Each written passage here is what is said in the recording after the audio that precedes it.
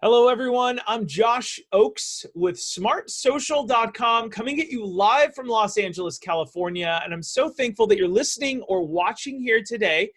Now, today's topic is all about inspiring your kids and telling them authentic stories. I have an absolute expert live from New York, from Long Island, New York, to be specific. But before we get started, I want you all to remember why we're here. We want to keep at smartsocial.com, keep your kids safe on social media so they someday can shine online. And we have a purpose for every one of your sons and daughters, and that's someday to get an amazing career using the digital tools that they have in their hands. That means using them with a purpose instead of just a pastime. Making sure they're light, bright, and polite online, as the title of my book, so that they can someday be seen by an employer, a college, an internship, with the great authentic skills and volunteer work and all that great stuff they're doing. Now today I have David Flood on with us here today. He's a professional speaker. Last year alone, he spoke at 102 schools in about 32 states, spoken all over the United States, and I'm honored to not only have him here today, but David's going to share with us some of his favorite tips that he shares with students, some of the key takeaways that he's on stage helping students with. David, welcome to the interview. Josh, thank you for having me. It's a pleasure to talk to somebody on the other end of the country. Yeah, we really are spanning the whole country here, and I'm forever grateful that you take some time. All right, so here's what I want to do. You speak to middle schools and high schools all over the great United States. I love that. I appreciate it. I admire it. What's one of the bigger key takeaways that you talk to students about when you're on campus? How they carry themselves, Josh, how they treat, how they treat each other, and how they treat people around them. My talk is entitled Look on the Inside. And one of the big things that I talk about also is group mentality, how kids act when they're in groups. And I think what they forget is when they're physically with a group of friends, you might feel that peer pressure, you might feel that energy, that negative to gossip or start rumors or talk about people. But what I tell them is that the energy is still there. If you're on your phone and if you're in a group chat and someone's at home on their computer, that's the same energy. The same energy is flowing through that, either positive or negative, as if you're in a group of people talking about someone who's either there or not there. That's fascinating. The energy that you bring to that conversation. Oh, absolutely. Yes. Yes. Without a doubt. What's one of the biggest things you tell students on how they can maybe make a change in what they're doing? Just to really think of others before themselves, so that when I go out and speak in schools, Josh, my talk is set up so that what I do is I tell a story, make a point, give the kids a challenge. I was taught by all the middle school principals when I started in this business that, Dave, if you're going to come and speak in our school, you're going to give kids a call to action. So I developed a speech. So my first call to action is look on the inside, is look at people from the inside out and not judge them by their appearance or their color of their skin or their religion or their disability, whatever it might be. The second challenge that I give to students, Josh, is to thank, connect with, and identify two adults in the building that they can go to when they have a problem. So that's challenge number 2. And the third challenge that's most important to me and closest to my heart is called No One Eats Alone.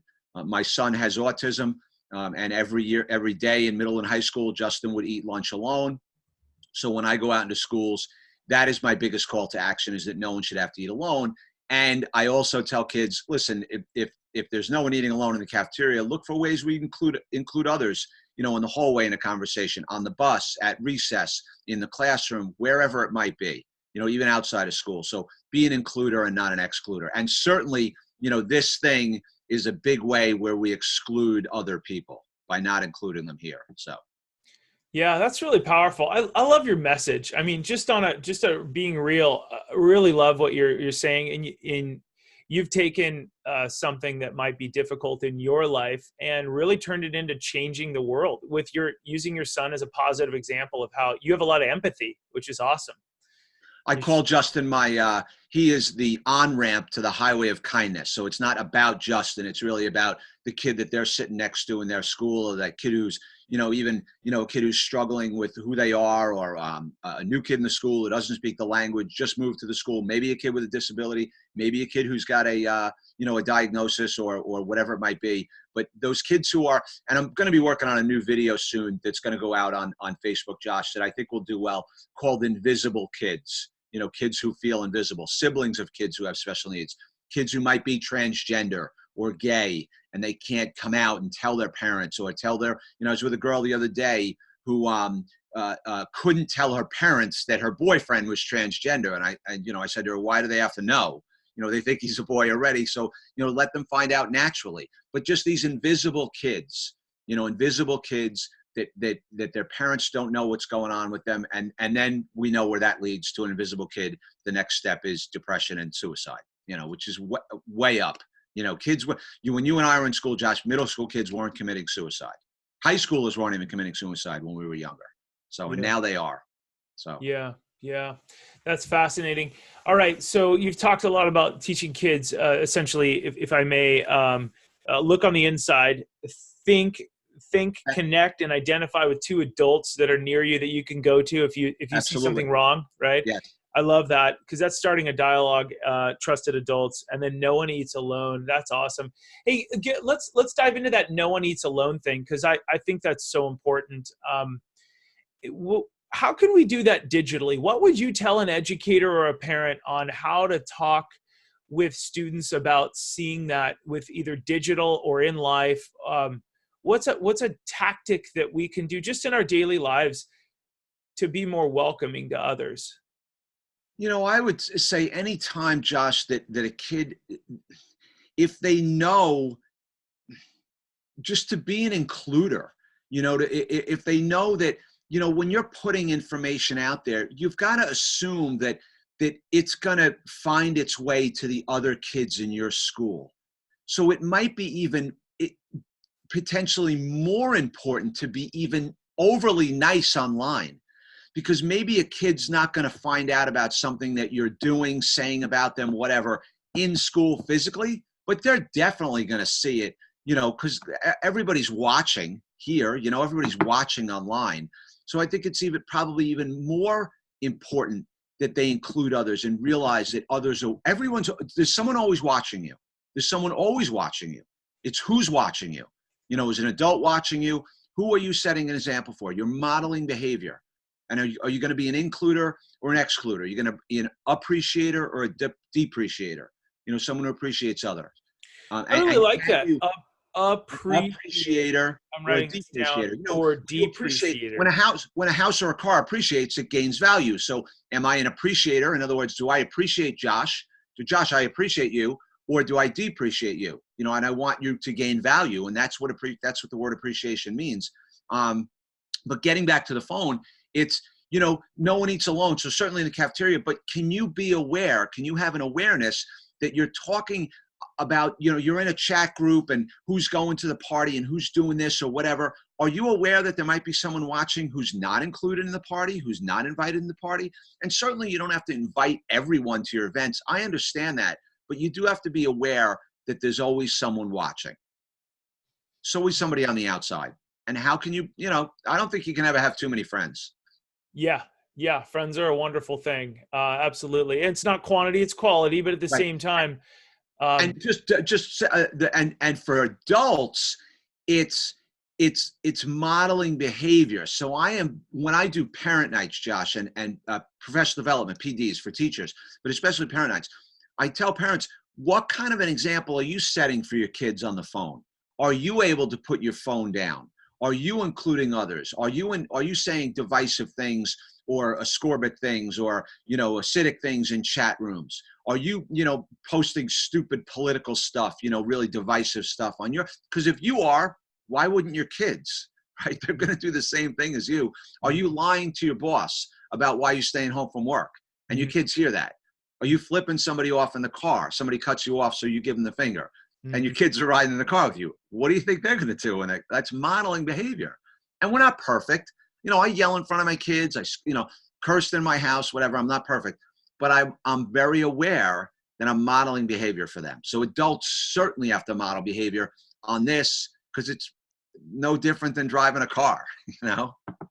Yeah, yeah, that's so true. I love what you're doing. So here's what I've learned from you on a personal level. Look on the inside. I love that. No matter what somebody looks like on the outside, they might be going through something very different. Think, connect, and identify with two adults. No one eats alone. Are you appreciating people or depreciating them? I love that. That's really great. Think of others before yourselves. That's really great. What's one final word you give to students so they can maybe look out for others online? Give me an example. You have an example or a story that you give on stage? Sure. Well, my tagline is that your life is not about you. It's really not. Your life's not. My mom taught me that. It was the last word she said to me before she passed away. Was, David, your life's not about you. Your life is about Justin. Your life's about Sarah, your daughter. Your life's about Mary, your wife. Your life's not about you. So maybe every time, because when we pick up the phone, Josh, when you picked up this up to go on social media, it's all about you. It's vanity. So every time a kid picks up the phone, the thing they should think is, you know what? I'm on my phone, but my life's not about me. It's really not about me. So things that I post should be positive. And a story that I tell on stage. I'll tell you, it's not a phone story. It doesn't have to be a phone story, right? Yeah, no, it can be anything. So the story I've been telling lately in a Facebook video that's running now, that's got about 15 million views, is when my son Justin was in 6th grade, and I hope kids appreciate this. I don't know what it's like in Long Beach, but where I live, in 6th grade, that's about the year that kids start to get to go out trick-or-treating alone, right? They don't, you don't follow them. There's no play dates, plans. Parents aren't calling up and making play dates or whatever. You're not following your kids. They're going alone. They make the plans in school, and then they just connect at someone's house. And in 6th grade, my son had no one to go trick-or-treating with. And he wasn't going because we weren't letting him go alone because he has special needs. And he didn't want us to follow him in the car or walk behind him. So he was staying home. And I was downstairs going back and forth to the door, Josh, giving candy out to the trick-or-treaters. And one time, the third or fourth time I went up to the door, I opened the door up and I'm giving out candy to the kids on the stoop. And there's 2 boys down at the end of our driveway from Justin's school named Kevin and Cameron. They showed up at the end of our driveway. They didn't call. They didn't text. They didn't come to go trick-or-treating, and they didn't tell Justin they were coming. They just showed up. And Kevin saw me at the stoop, and he said, Mr. Flood, is Justin home? And he said, if he is, can we take him trick-or-treating? And I said, yeah, Kevin, give me 5 minutes, bro. I'll get him ready for you. And they took him because they showed up, Josh. That's all they did. They didn't need a phone to show up. They physically showed up for a kid with special needs. And the last thing I say to kids before I walk off the stage is you have to be a person who shows up. Can you show up for someone else? Because there'll come a time in your life when you'll need someone, when someone will show up for you. Show up. Just show up. That must have meant the world to your son. It blew him away. Yeah, just because he was born on October 26th. So Halloween is the big holiday in our house. Big holiday. Loves getting dressed up. And yeah, it made a huge difference to him. Yeah. That's really powerful. I Show appreciate it. And you can show up on this.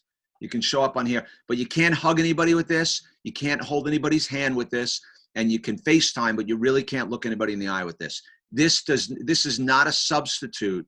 It's a great connection to the world, right? It's a great connection, great communication device, but it shouldn't be your only connection to the world. Yeah, I really appreciate your time here today, David. You've taught me a lot.